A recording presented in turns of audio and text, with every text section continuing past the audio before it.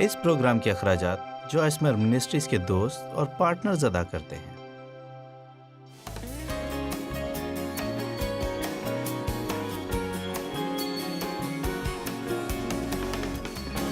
لفظ شک کا مطلب ہے راہ کے بغیر ہونا، اور ہم کبھی بھی راہ کے بغیر نہیں ہیں کیونکہ راہ یسوع ہے۔ وسائل کے بغیر ہونا، شرمندہ ہونا، شک میں ہونا یعنی الجھن میں ہونا، نقصان کی طرف ہونا، دوراہے میں کھڑا ہونا، اس بارے میں یقین نہ ہونا کہ کون سی راہ لی جائے۔ ہمیں خدا پر بھروسہ کرنا سیکھنا ہے، اسے اجازت دیں کہ ہماری رہنمائی کرے اور پھر پر اعتماد ہوتے ہوئے آگے بڑھیں، اور وہ کرے جو ہمارا ایمان ہے کہ وہ کہہ رہا ہے۔ یعقوب پہلا باب 5 سے 8 آیت ہمیں شک کے بارے میں بہت اچھا بتاتی ہے۔ آئیں اسے دیکھتے ہیں۔ یعقوب 1 5 سے 8 لیکن اگر تم میں سے کسی میں حکمت کی کمی ہو تو خدا سے مانگے جو بغیر ملامت کیے سب کو، نہ صرف کامل لوگوں کو جو بہت اچھے ہوں، بلکہ جو بغیر ملامت کیے سب کو فیاضی سے دیتا ہے۔ دیکھیں یہ بہت ہی اہم بات ہے، بغیر ملامت کیے سب کو فیاضی سے دیتا ہے۔ اور اگر آپ یعقوب پہلے باب کی پہلی آیت سے دیکھیں تو وہ آزمائشوں کے وقت اور روحانی بڑھوتی کے اوقات پر بات کر رہا ہے۔ اس لیے کیا میں آپ کو یہ بتا سکتی ہوں کہ اگر ہم مصیبت میں پھنس بھی جاتے ہیں، اپنی کم عقلی یا کم علمی کی وجہ سے اپنے لیے خود پریشانی پیدا کرتے اور خدا سے مدد چاہتے ہیں، حالانکہ میرا مسئلہ میری اپنی غلطی ہے اور میں خداوند سے مدد کو پکارتی ہوں، تو وہ معاف کرے گا، میری غلطیاں تلاش نہیں کرے گا، وہ مجھے ملامت نہیں کرے گا، بلکہ وہ میری اور آپ کی بھی مدد کرے گا۔ یہ ایک خوشخبری ہے۔ کیا یہ خوشخبری نہیں کہ خدا کی مدد کو حاصل کرنے کے لیے آپ کو ہمیشہ اچھا ہونے کی ہی ضرورت نہیں؟ آئیں آگے بڑھتے ہیں۔ اس کو دی جائے گی، اگلی آیت، مگر ایمان سے مانگے اور کچھ شک نہ کرے، یعنی بالکل نہ گھبرائے اور بے اعتمادی نہ دکھائے۔ میں یہاں پر 2 منٹ کے لیے رک کر آپ کی حوصلہ افزائی کرنا چاہتی ہوں کہ آپ کیسے بھی تھے، ایمان رکھیں کہ خدا آپ کی مدد کرنا چاہتا ہے، اور جس لمحے آپ اسے معاف کرنے کا کہیں گے تو یہ ہو چکا ہوگا۔ اور صرف یہی نہیں، اگر آپ اپنی توبہ کے بارے میں مخلص ہیں تو آپ کو ایک لمحہ بھی احساس جرم میں محسوس نہیں کرنا۔ اوہ جوائس، اچھا نہیں ہو سکتا۔ ہاں ایسا ہے، خدا بہت بھلا ہے۔ جی ہاں، خداوند بھلا ہے۔ میرے خیال سے وہ ہماری سمجھ سے کہیں بڑھ کر بہتر اور بھلا ہے۔ جی ہاں، اس پر سوچیں۔ دراصل میں آپ کو کچھ ایسا بتانے والی ہوں جس کا میں نے 3 ہفتے پہلے احساس کیا، جو کہ میری سمجھ سے کہیں بڑھ کر ہے۔ کیا آپ جانتے ہیں کہ خدا نے ہمیں رشتہ ہموار کرنے کے لیے بنایا؟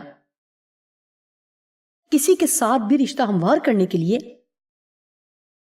حالانکہ آپ اس کا احساس نہیں کرتے، آپ کو پہلے سے ہی یہ فیصلہ کرنا ہوتا ہے کہ وہ کبھی بھی اس رشتے میں کچھ ایسا کریں جو آپ کو تنگ کرے، ناراض کرے، آپ کو الجھائے یا تکلیف دے، تو بھی آپ انہیں معاف کریں گے۔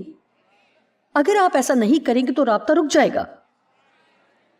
اور میں اس کو اس طرح سوچ رہی تھی جیسے کہ میرا اور ڈیو کے ساتھ رشتہ ہے۔ جانتے ہیں کہ ہم 45 سال سے شادی شدہ، اور خداوند جانتا ہے کہ ہمیں ہزاروں دفعہ ایک دوسرے کو معاف کرنا پڑتا ہے۔ یہ بہت مشکل ہوتا ہے، لیکن اب یہ آسان ہے۔ یہ ایسے ہے کہ میں اپنی طاقت جھگڑے کر کے مزید ضائع نہیں کروں گی۔ آپ معاف کر چکے ہیں، آپ معاف ہو چکے ہیں، آپ اس طرح کرتے رہیں۔ میرے پاس اس طرح کے کام کرنے کے لیے اتنی توانائی نہیں ہے، لیکن واقعی اگر میں ڈیو کے ساتھ رہنا چاہتی، جو کہ میں رہتی ہوں، تو مجھے پہلے ہی سے یہ فیصلہ کرنا تھا کہ وہ جو کچھ بھی کریں مجھے انہیں معاف کرنا تھا۔ آپ میں سے کتنے یہ سمجھ رہے ہیں کہ میں کیا کہہ رہی ہوں؟ اچھا، آپ میں سے کتنوں کے بچے ہیں؟ کیا یہاں کوئی ایسا ہے جو یہ توقع کرتا ہے کہ یہ بچہ دوبارہ آپ کو دکھ نہیں دے گا یا دوبارہ آپ کو مایوس نہیں کرے گا؟ نہیں، ہم اس سے بہتر جانتے ہیں، لیکن آپ نے پہلے ہی سے یہ ارادہ کیا ہوا ہے کہ آپ بچوں کا بہت خیال رکھیں گے۔ جن سے آپ محبت رکھتے ہیں ان کو معاف کرنا آسان ہے، اور میرے خیال سے جانتے ہیں، بائبل کہتی ہے کہ خدا شروع سے انجام تک سب جانتا ہے۔ اور ہمارے منہ میں ہر لفظ جو کہ ابھی تک ہم نے بولے بھی نہیں ہے خدا پہلے سے جانتا ہے. اس لیے یہ کوئی بھی غلط کام جو زندگی میں ہم کریں گے، اور یہ بہت سے ہوں گے، خدا ان کو پہلے سے جانتا ہے. اور ہمارے ساتھ ایک رشتے میں جڑا رہنے کے لیے اس نے پہلے سے ہمیں معاف کرنے کا فیصلہ کیا ہوا ہے. صرف ہمیں مانگنا اور قبول کرنا ہے.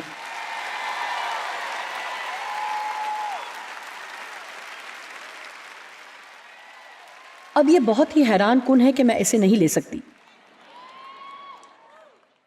مانگو تو پاؤ گے تاکہ تمہاری خوشی پوری ہو، نہ کہ مانگو اور شک کرو، مانگو اور شک کرو، مانگو اور شک کرو. بلکہ مانگو اور اسے قبول کرو. 2000 سال پہلے ہی جو کچھ ہم نے غلط کرنا تھا اس کی معافی مسیح کے صلیب پر جان دینے سے ہو چکی ہے. کسی بھی شخص کو دنیا میں جس قدر بھی معافی چاہیے اس کی قیمت پہلے ہی سے ادا کر دی گئی ہے، اور ہمیں صرف اپنے گناہ کا اقرار کرنا، انہیں ماننا ہے اور ان سے منہ موڑنے کے لیے تیار ہونا ہے. بائبل کہتی ہے کہ وہ ہمارے گناہوں کو معاف کرتا اور ملامت کو دور کرتا ہے. اس کے لیے کافی وقت لگا، لیکن میں نے اس دھوکے باز ابلیس کو پکڑ لیا. اور اب میں جانتی ہوں کہ جب میں نے توجہ کی اور وہ ابھی بھی مجھے ملامت محسوس کروانے کی کوشش کرتا ہے، یہ چھوٹی ملامت ہے، میں اسے نہیں لوں گی.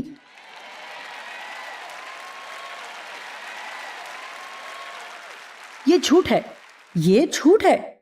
کیونکہ اگر میرے گناہ اس طرح دور ہو گئے ہیں جس طرح پورب پچھم سے دور ہے، اور خدا انہیں یاد نہیں کرتا، وہ خود سے اتنی دور انہیں پھینک دیتا ہے کہ وہ انہیں یاد تک نہیں کرتا، ہم اس کے بارے میں کیسے ملامت محسوس کر سکتے ہیں جس کا وجود بھی نہیں؟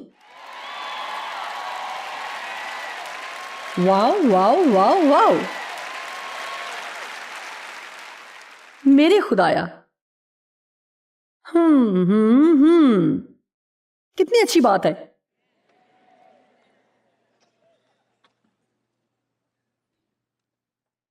جیسا کہ بائبل کے یعقوب پہلے باب میں لکھا ہوا ہے، جو کہ ہم پڑھ رہے ہیں، مگر ایمان سے مانگے اور کچھ شک نہ کرے، کیونکہ شک کرنے والا سمندر کی لہر کی مانند ہوتا ہے جو ہوا سے بہتی اور اچھلتی ہے. ایسا آدمی یہ نہ سمجھے کہ مجھے خداوند سے کچھ ملے گا. وہ شخص دو دلا ہے اور اپنی سب باتوں میں بے قیام.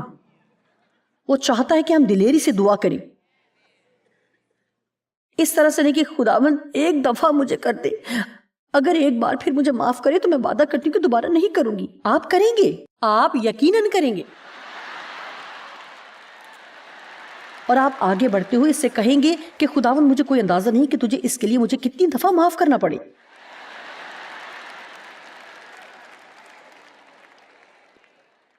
اب یہ ایک الگ بات ہے کہ اگر آپ ہر روز بہت برے رویے میں گناہ کرتے ہی رہیں اور یہاں تک کہ کوئی پرواہ بھی نہ ہو. میں آج ان لوگوں سے بات کر رہی ہوں جو خدا سے اپنے سارے دل سے پیار کرتے ہیں، اور آپ درست کام کرنا چاہتے لیکن پھر بھی آپ غلطیاں کرتے ہیں.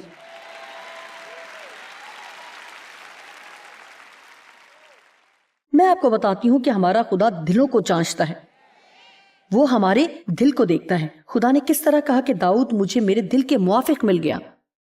جب داؤد نے قتل کیا، زناکاری کی اور جھوٹ بولا تو اسے ہر طرح کے مسائل کا سامنا ہوا، اور مجھے یقین ہے کہ اس نے خدا کو تکلیف دی.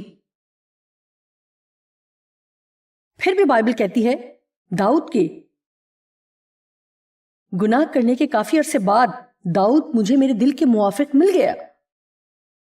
کیوں؟ کیونکہ داؤد واقعی خدا سے پیار کرتا تھا. ایک ہی وقت تھا جب وہ انتہائی سنجیدہ بے وقوفی میں گر گیا.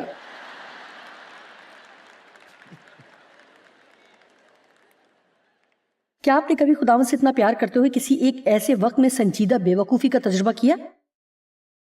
آمین. بائبل کہتی ہے کہ چور صرف مارنے، چرانے اور تباہ کرنے ہی آتا ہے، لیکن یسوع نے کہا اب یہ سمجھیں، پر میں اس لیے آیا کہ وہ زندگی پائیں اور کثرت کی زندگی پائیں، یعنی بھرنے سے بڑھ کر زندگی بہے.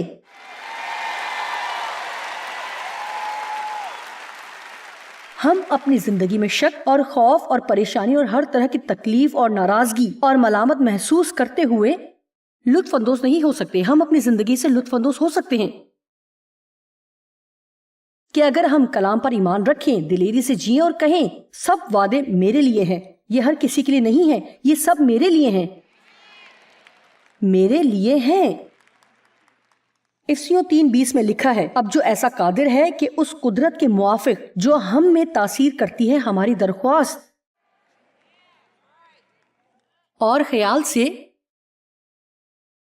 بہت زیادہ کام کر سکتا ہے۔ لہذا آئیں افسیوں 3:12 کو دیکھیں۔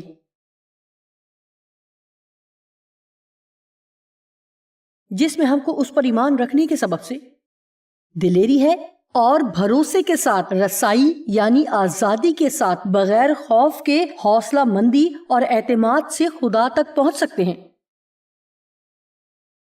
آئیں اسے دوبارہ پڑھیں۔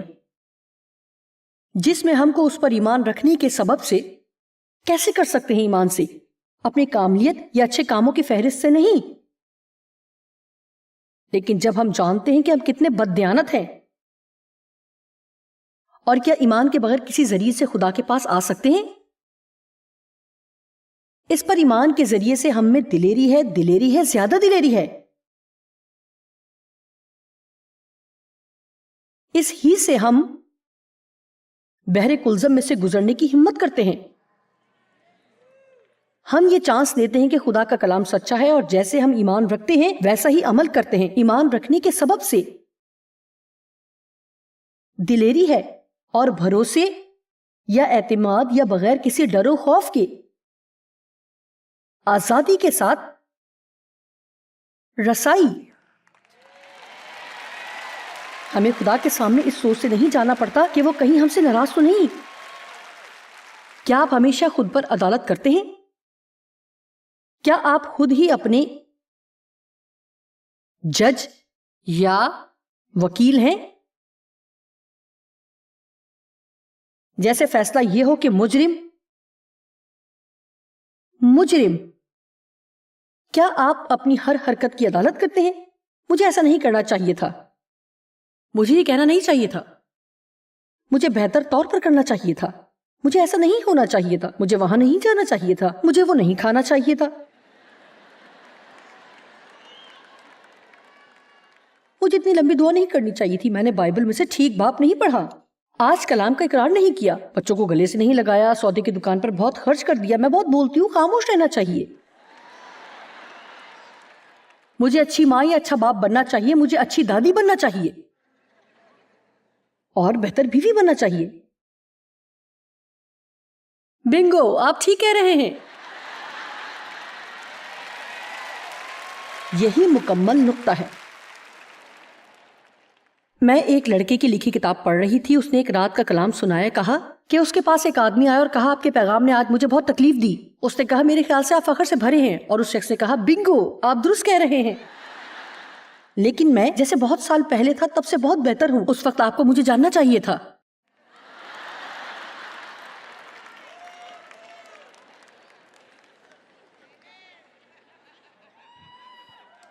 اور دیکھیں انجیل کی خوشخبری یہ ہے کہ میں وہ غلطیاں ہمیشہ کرتا ہوں لیکن اس سے فرق نہیں پڑتا، اس لیے نہیں کہ میں ہر روز اپنے اندر کمی کمزوریاں حاصل کرنے کی کوشش کرتا ہوں، بلکہ ہم میں یہ موجود ہے، ہم سب میں موجود ہے، اور اگر ہم میں کوئی کمزوری نہ تھی تو پھر یسوع کو ہمارے لیے تکلیف میں سے گزرنے کی ضرورت نہ تھی۔ وہ کس میں سے گزر گیا؟ آپ نے سنا؟ اور اگر آپ شریعت کے ماتحت ہونا چاہتے ہیں آپ خوشی سے ہو سکتے ہیں، لیکن میں اس کے لیے نہیں کہتی۔ غلطیوں کے مطابق زندگی گزارنے کے دو راستے ہیں، دو عہد نامے۔ غلطیوں 4 میں بائبل کہتی ہے، اور وہ دونوں دو بچوں کے ذریعے پیش کیے گئے جو کہ ابراہم اور سارہ سے پیدا ہوئے، ایک جسمانی کاموں کے ذریعے سے پیدا ہوا اور جو کہ قید اور غلامی کو ظاہر کرتا ہے، اور دوسرا عہد کے ذریعے سے زبردست طریقے سے پیدا ہوا اور جس کے نام کا مطلب ہنسی ہے۔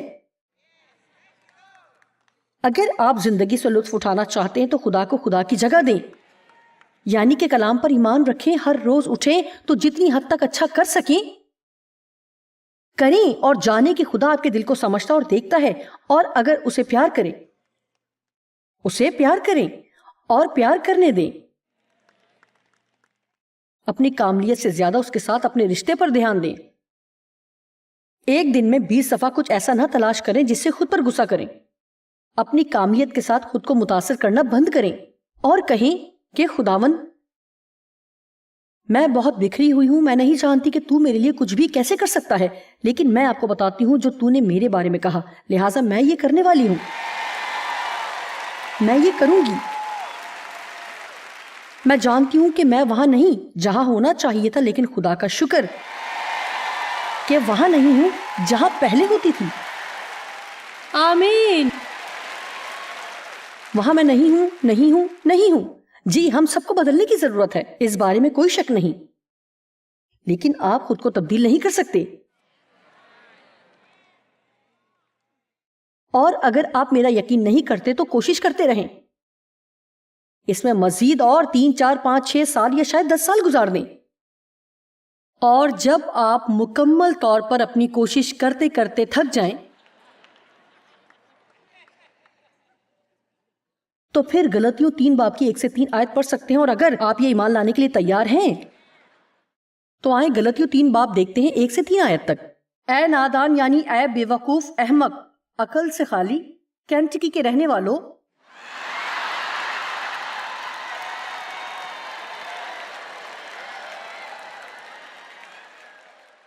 میں جانتی ہوں کہ ٹی وی پر جو بھی دیکھ رہے ہیں وہ کینٹکی میں سے نہیں، اس لیے یہ آپ کے لیے بھی ہے۔ کس نے تم پر افسوں کر لیا؟ تمہاری تو گویا آنکھوں کے سامنے یسوع مسیح صلیب پر دکھایا گیا، یعنی تمہارے سامنے ہی مسیح نے صلیب پر قربان ہو کر جان دی۔ میں تم سے یہ دریافت کرنا چاہتا ہوں کہ تم نے شریعت کے اعمال سے روح کو پایا یا ایمان کے پیغام سے، یعنی خوشخبری کے پیغام پر ایمان لانے سے، یا اچھے کاموں سے؟ کیا تم نے شریعت پر عمل کرتے ہوئے روح پایا، یا اپنی کاملیت کے ذریعے سے، یا سادہ طور پر ایمان کے پیغام سے؟ مسیح کو آپ نے کیسے قبول کیا؟ آپ تنگ آ چکے تھے، آپ نے کہا کہ میں جتنی ہو سکتی تھی بگاڑ سے بھری ہوئی ہوں، میری زندگی بکھری ہوئی ہے اور میں اس کو ٹھیک کرنے کے لیے کچھ نہیں کر سکتی۔ خداوند میں خود کو تیرے حوالے کرتی ہوں، مجھے معاف کر، میں جیسی بھی ہوں مجھے قبول کر۔ اور یہ آپ کی زندگی کا انتہائی خوشگوار دن تھا۔ آئیں تیسری آیت دیکھیں۔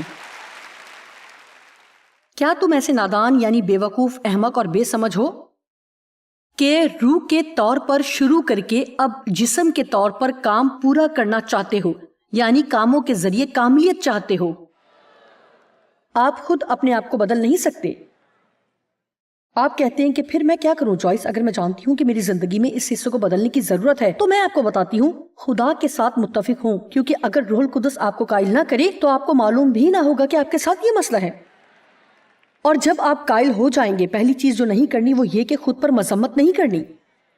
قائلیت اس لیے آتی ہے کہ آپ کو مسئلے سے نکالا جائے، نہ کہ مزید اس میں ڈبویا جائے۔ آمین۔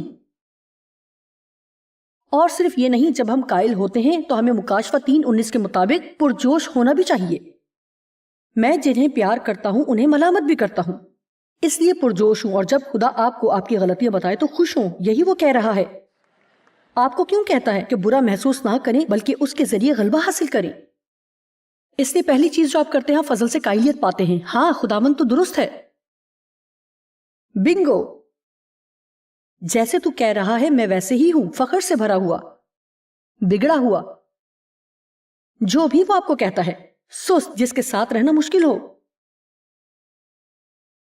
ہر وقت شکایت کرنے، آسانی سے چھوڑ دینے والا، کچھ بھی۔ خدا، میں اتفاق کرتی ہوں میں بالکل ایسی ہی ہوں اور مجھے معاف کیجیے گا، کیا تو مجھے معاف کرے گا؟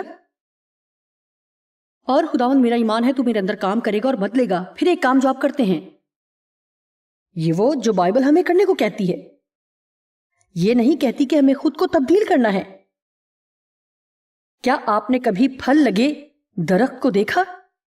جب وہ پھل دے رہا ہو تو ایسے کرے، کوئی پھل نہیں لگا۔ دوبارہ کوشش کرتا ہوں۔ یوحنا 15 میں لکھا ہے، اگر تم مجھ میں قائم رہو اور میرا کلام تم میں ہو تو بہت سا پھل لاؤ گے۔ اس لیے آپ کو کیا کرنا ہے؟ زندگی کے کسی حصے میں بھی خدا قائلیت کو بھیجتا ہے۔ آپ بائبل سے رابطہ کرتے ہو اور اس حصے کے بارے میں مطالعہ کرتے ہیں۔ مجھے یقین ہے کہ ہم اکثر خدا کے کلام کا درست استعمال نہیں کرتے۔ یہ اچھا ہے کہ آپ بائبل کو 1 سال میں ختم کریں یا اس طرح کچھ، لیکن میں آپ کو بتاتی ہوں کہ اگر آپ کا مزاج بہت برا ہے تو آپ کو خوشحالی کا مطالعہ کرنے کی ضرورت نہیں۔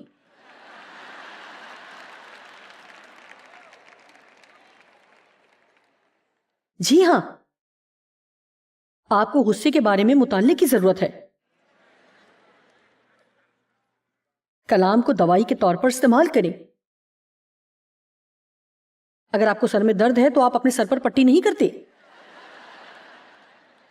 آپ جانتے ہیں کہ کیا کرنا ہے۔ آپ ڈسپرین، پیناڈول یا کوئی اور گولی، یا اگر کوئی بہت روحانی ہے تو یہ کرنے کی ضرورت نہیں۔ آپ صرف دعا کریں۔ میں نہیں جانتی، لیکن ہم جانتے ہیں کہ کیا کرنا ہے۔ اگر آپ کو زخم لگ جائے تو آپ اس پر مرہم کرتے ہیں، آپ اس پر سر درد کی گولی نہیں رکھتے۔ لیکن خدا کا کلام دوائی کی طرح ہے، یہ ہماری جان کو شفا دے گا، یہ ہمارے ذہن کو نیا کرے گا۔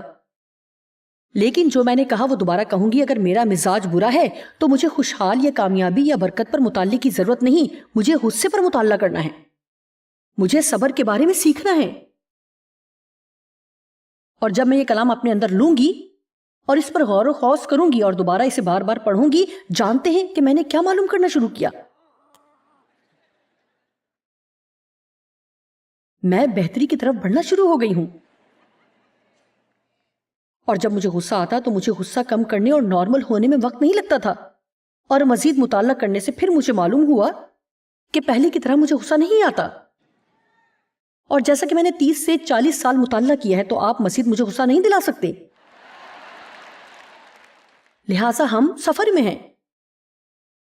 خدا ہمیں جلال سے جلال تک بدلتا ہے، نہ کہ ہم کتنی محنت کرتے، نہ کہ جب ہم خود کو مجرم محسوس کرتے تب بھی نہیں، جب ہم خود سے نفرت کریں اور ہر وقت خود سے ناراض رہیں اور اپنے اور خدا کے درمیان رشتے میں ایک خلا رکھیں،